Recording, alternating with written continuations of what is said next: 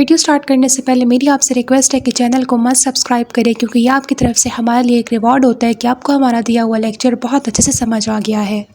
बिस्मिल्लाहिर्रहमानिर्रहीम। Welcome to my YouTube channel learn physics. BSc physics के courses से हमने स्टार्ट लिया है और मैं हूँ आपकी online tutor.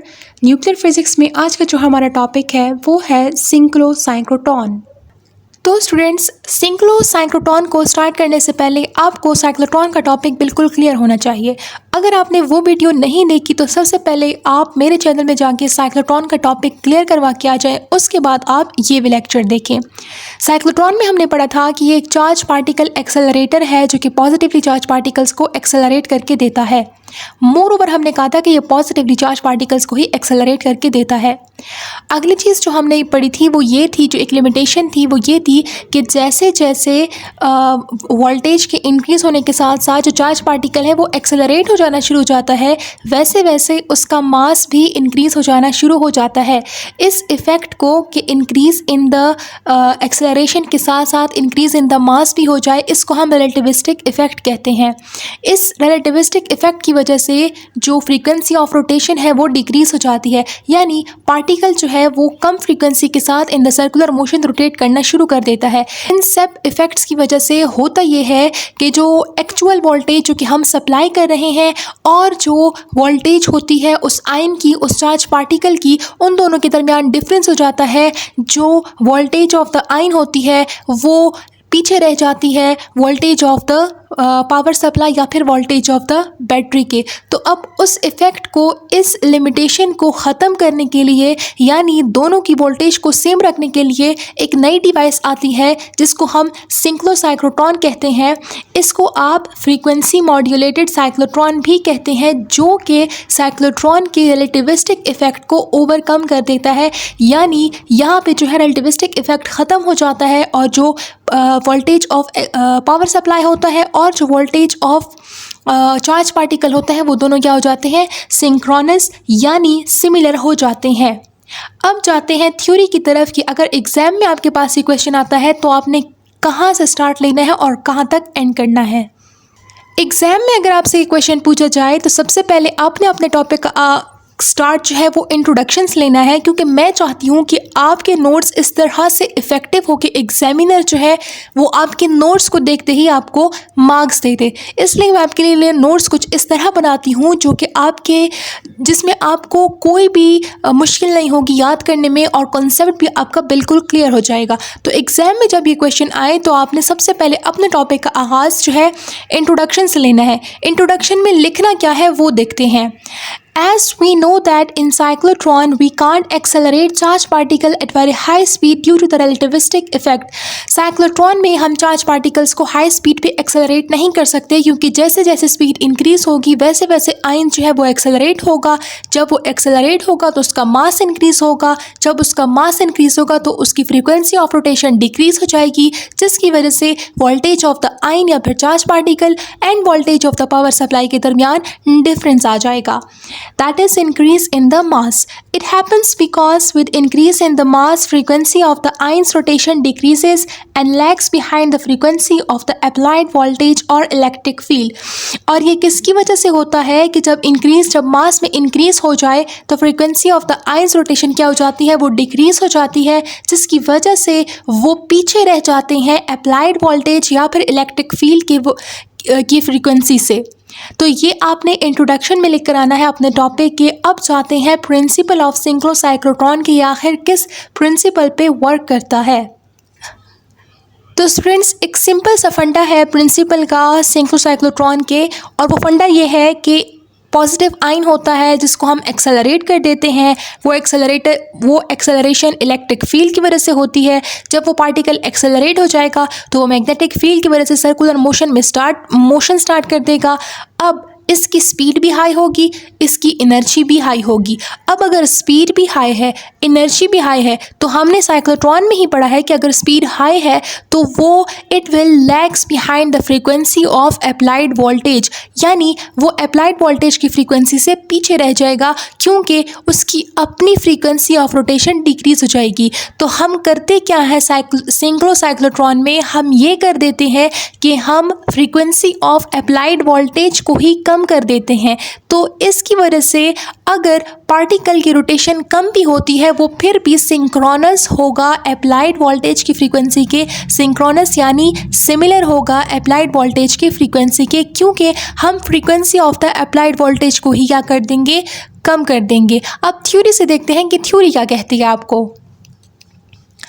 Principal: The positive ion is accelerated in a circular path to high energies by decreasing the frequency of electric field to keep the particle rotation in synchronous to compensate the relativistic effect। यानी जो positive charge particle होता है उसको हम accelerate कर देते हैं इन the circular motion high energies के साथ साथ, लेकिन हम करते क्या है कि हम अप्लाइड वोल्टेज या फिर अप्लाइड जो वोल्टेज सप्लाई है, इलेक्ट्रिक फील्ड है, उसकी फ्रीक्वेंसी को क्या कर देते हैं, रिड्यूस कर देते हैं। उसकी फ्रीक्वेंसी को रिड्यूस करने से होता ये है कि जो चार्ज पार्टिकल होता है और जो अप्लाइड वोल्टेज होती है ये दोनों आपस में कंपनसेट हो जाते हैं, यानी ये रिलेटिविस्टिक इफेक्ट को कंपनसेट कर देते हैं और ये दोनों बिल्कुल सेम यानी synchronous, same voltage same frequency इनकी हो जाती है। अब जाएंगे कंस्ट्रक्शन की तरफ कि सिंक्रोसाइक्लोट्रॉन की कंस्ट्रक्शन किस तरह होती है। सिंक्रोसाइक्लोट्रॉन की कंस्ट्रक्शन भी तकरीबन सिमिलर होती है साइक्लोट्रॉन की कंस्ट्रक्शन की तरह। सिंक्रोसाइक्लोट्रॉन में होता ये है कि एक स्टील टैंक या फिर एवाकोटेड चैम्बर, जो भी आप इसको कह सकते हैं, जिसके ज़रिए हमने अंदर के एपरेटस को बाहर के एटमॉस्फेयर से बिल्कुल अलग रखा है, या आप वो क्या कहते हैं एवाकोटेड चैम्बर देख सकते हो, जिसके ज़रिए हमने अंदर के एपरेटस को बाहर के एटमॉस्फेयर से बिल्कुल अलग रखा है। इसके अंदर आपके पास सिंगल डी होता है। साइक्लोट्रॉन में हमारे पास 2 डीज होते थे, लेकिन यहाँ पे क्या होता है, यहाँ एक सिंगल डी होता है। ये आपको नज़र भी आ रहा होगा in the form of D shape, जिसको हम डीज कहते हैं। ये आपका डी है, ठीक है, इसको हम डीज कहते हैं। अगर सिंगल डी है तो हम डी कहेंगे, और इस सिंगल डी को हमने वोल्टेज सप्लाई के साथ कनेक्ट किया है। ये आपको नज़र भी आ रहा होगा, जिसकी एक टर्मिनल नेगेटिव है और दूसरा टर्मिनल पॉजिटिव है। नेक्स्ट क्या होता है कि बीच में आपको ये स्पॉट नज़र आ रहा होगा, जिसको मैंने एस का नाम दिया है। ये स्पॉट जो है ये एज अ आयन सोर्स काम करता है, जो कि आपको आयन जनरेट करके देगा, जिसको हमने एक्सेलरेट कर देना है। ये आपको नज़र आ रहा होगा एक बॉक्स शेप, और ये बॉक्स आपके पास एज अ टारगेट का काम करता है, जहाँ पे जब पार्टिकल यहाँ पे सफिशिएंट काइनेटिक एनर्जी गेन कर ले तो वो एट द एंड डिफ्लेक्ट हो जाएंगे टुवर्ड्स द टारगेट। ये आपको मैग्नेटिक डिटेक्टर्स नज़र आ रहे होंगे और ये आपको इलेक्ट्रोस्टैटिक डिटेक्टर्स नज़र आ रहे होंगे। इलेक्ट्रोस्टैटिक डिटेक्टर्स आपको इलेक्ट्रिक फील्ड डिटेक्ट करके देते हैं, जबकि मैग्नेटोस्टैटिक डिटेक्टर्स जो है आपको मैग्नेटिक फील्ड डिटेक्ट करके देते हैं। और जब पार्टिकल सफिशिएंट काइनेटिक एनर्जी हासिल कर ले तो ये जो मैग्नेटिक फील्ड है ये इस चार्ज पार्टिकल इस आयन को डिफ्लेक्ट कर देंगे टुवर्ड्स द टारगेट इस तरह से, और यहाँ पे जाके ये स्ट्राइक कर देंगे टारगेट को विद हाई काइनेटिक एनर्जीज। अब थ्योरी से देखते हैं कि थ्योरी की क्या फिलॉसफी है। Construction: it consist of single hollow metallic chamber called D. इसके अंदर एक सिंगल हॉलो मेटालिक चैम्बर होता है जिसको हम डी कहते हैं। जैसा कि हमने साइक्लोट्रॉन में भी देखा, जहाँ पे 2 डीज होते थे, लेकिन यहाँ पे सिंक्रोसाइक्लोट्रॉन में एक सिंगल डी होता है जो कि हॉलो मेटालिक चैम्बर होता है। It is placed inside the poles of electromagnet, और हमने इस डी को poles of the electric magnet यानी नॉर्थ और साउथ पोल के बीच में इस डी को हमने फिक्स किया होता है। An ion source is located near the centre of the D. एक आयन सोर्स जिसको हमने एस का नाम दिया था और वो at the centre of the D locate होता है। A high voltage is applied to the D by voltage source, और इस डी को हमने फर्दर एक वोल्टेज सप्लाई के साथ कनेक्ट किया होता है। The electrostatic and magnetostatic detectors are used to hit the beam on the target. और ये जो इलेक्ट्रोस्टैटिक और मैग्नेटोस्टैटिक है ये डिटेक्टर्स है, ये एट द एंड जब हम देख कि हाँ वाकई हमारे पास आयन पार्टिकल्स ने जो है सफिशिएंट काइनेटिक एनर्जी गेन कर ली है, तो उसके बाद इन दोनों डिटेक्टर्स का काम क्या होता है कि ये एट द एंड टारगेट की तरफ इस बीम ऑफ आयंस को स्ट्राइक करवा देते हैं। Whole setup is evacuated. At the end इस होल सेटअप को हमने आउटसाइड द एटमॉस्फेयर से क्या किया होता है, बिल्कुल सेपरेट किया होता है। अब वर्किंग देखते हैं कि वर्किंग प्रिंसिपल क्या है आखिर सिंक्रोसाइक्लोट्रॉन का। वर्किंग प्रिंसिपल को भी हम सबसे पहले डायग्राम से समझ लेते हैं, फिर हमें थ्योरी बहुत ही आसानी से समझ आएगी। सिमिलर टू साइक्लोट्रॉन ही है, बस थोड़ी सी कोई चेंजेस करनी है, फिर आपको बहुत आसानी से समझ आएगा। सबसे पहले होता क्या है कि ये एक आयन सोर्स है जिसको हमने एस का नाम दिया है, और इस आयन सोर्स का काम ये है और कि ये हमें आयन जनरेट करके देखा जिनको हमने एक्सेलरेट करना है। ये मेरे पास सेमी सर्कुलर शेप्ड डी है जिसको मैंने वोल्टेज सप्लाई के साथ कनेक्ट किया है। ये जो वोल्टेज सप्लाई है ये मेरे पास रेजोनेंस फ्रीक्वेंसी वोल्टेज सप्लाई है। यहाँ पे मैं आपके लिए इसका नाम भी लिख देती हूँ, रेजोनेंस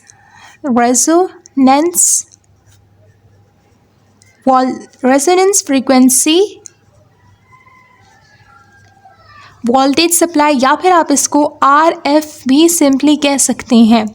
अच्छा, अब सवाल पैदा होता है कि हमने यहाँ पे RF फ्रीक्वेंसी ही क्यों यूज़ किया, हम कोई और फ्रीक्वेंसी, हम सिंपल वोल्टेज सप्लाई भी तो यूज़ कर सकते हैं। In order to compensate the relativistic effect हम क्या करते हैं कि हम रेजोनेंस फ्रीक्वेंसी को रेजोनेंस फ्रीक्वेंसी का यूज़ करते हैं। होता ये है कि जब हमारे पास with the passage of time जब पार्टिकल की स्पीड इंक्रीज़ हो जाना शुरू हो जाए तो ये जो रेजोनेंस फ्रीक्वेंसी है ये अपनी फ्रीक्वेंसी को डिक्रीज़ कर देता है in order to maintain the balance, ताकि दोनों वोल्टेजेस के दरमियान कोई डिफरेंस ना आए। तो इसलिए हम यहाँ पे क्या करते हैं, रेजोनेंस फ्रीक्वेंसी का यूज़ करते हैं। फर्दर क्या होता है कि जब आयन सोर्स आपको आयन जो है जनरेट करके दे दे तो यहाँ जो वोल्टेज सप्लाई है इसकी वजह से जो है एक एंड जो है डी का वो पॉजिटिव हो जाता है और दूसरा end of the D negative हो जाता है। जब आयन सोर्स यहाँ पे इलेक्ट्रिक फील्ड क्रिएट हो जाती है, जब ion source sufficient electric field की वजह से एक्सेलरेट हो जाए तो वो मैग्नेटिक फील्ड की वजह से सर्कुलर पाथ में रोटेशन स्टार्ट कर देता है। जैसा कि आप देख भी सकते हो ये रोटेशन करता है। सबसे पहले तो ये नियर द आयन सोर्स इसकी रोटेशन होती है, जैसा कि आप देख भी रहे हैं। उसके बाद आहिस्ता आहिस्ता जैसे जैसे इसकी स्पीड इंक्रीज़ होती है रेडियस भी इंक्रीज़ हो जाना शुरू हो जाता है, और जैसे जैसे इसकी स्पीड इंक्रीज़ होती है तो इसका मास भी इंक्रीज़ होता है। तो जब मास इंक्रीज़ हो जाना शुरू हो जाए तो रेजोनेंस फ्रीक्वेंसी अपनी फ्रीक्वेंसी को डिक्रीज़ कर देगा in order to compensate the relativistic effect. At the end जब ये पार्टिकल सफिशिएंट एक्सेलरेशन या फिर काइनेटिक एनर्जी गेन कर ले तो इलेक्ट्रोस्टैटिक एंड मैग्नेटिक डिटेक्टर्स जो है वो इस बीम ऑफ आइंस को टूवर्ड्स द टारगेट स्ट्राइक करवा देते हैं। ये एक सिंपल सा वर्किंग प्रिंसिपल था सिंक्लो साइक्लोट्रॉन का। अब थ्योरी से देखेंगे जो कि अब आपको बहुत अच्छे से समझ आएगी। वर्किंग से स्टार्ट लेते हैं। अब ions are injected from the source into the D which are accelerated by radio frequency electric field. Ion source हमें आयंस जनरेट करके देता है, जिसके बाद रेडियो फ्रीक्वेंसी इलेक्ट्रिक फील्ड के ज़रिए ये आयंस जो होते हैं ये एक्सेलरेट हो जाते हैं। यहाँ पे हमने रेडियो फ्रीक्वेंसी इलेक्ट्रिक फील्ड क्यों कहा है इलेक्ट्रिक फील्ड को, वो इसलिए कहा है जो वोल्टेज सप्लाई हो रही है वो ही हमारे पास रेडियो फ्रीक्वेंसी वोल्टेज सप्लाई है, जिसकी वजह से जो इलेक्ट्रिक फील्ड प्रोड्यूस होगी वो भी रेडियो फ्रीक्वेंसी इलेक्ट्रिक फील्ड होगी। As the particles speed up to high velocity, their masses increases due to which frequency of the rotation decreases।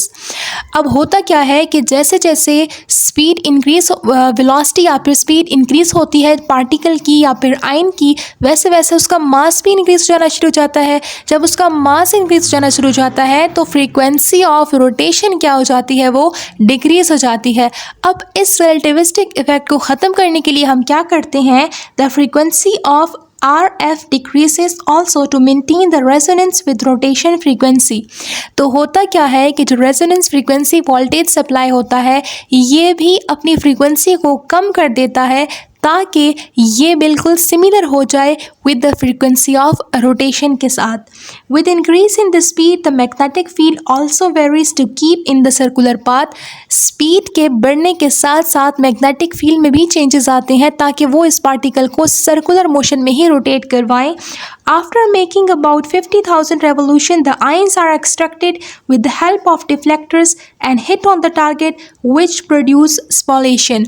और at the end होता क्या है कि जब ये आयन या फिर जब ये चार्ज पार्टिकल sufficient acceleration या velocity या kinetic energy gain कर ले तो हम डिटेक्टर्स के ज़रिए इस चार्ज पार्टिकल की बीम को टारगेट की तरफ स्ट्राइक करवा देते हैं। तो स्टूडेंट्स, ये था हमारा आज का लेक्चर सिंक टू साइक्लोट्रॉन। मैं उम्मीद करती हूँ कि मेरा दिया हुआ लेक्चर और एग्जाम नोट्स आपको बहुत अच्छे से समझ आ गए होंगे।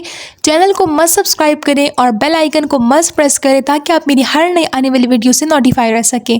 मिलेंगे आपसे नई वीडियो में नए एग्जाम नोट्स के साथ। तब तक के लिए अपना बहुत सारा ख्याल रखें। अल्लाह हाफिज़।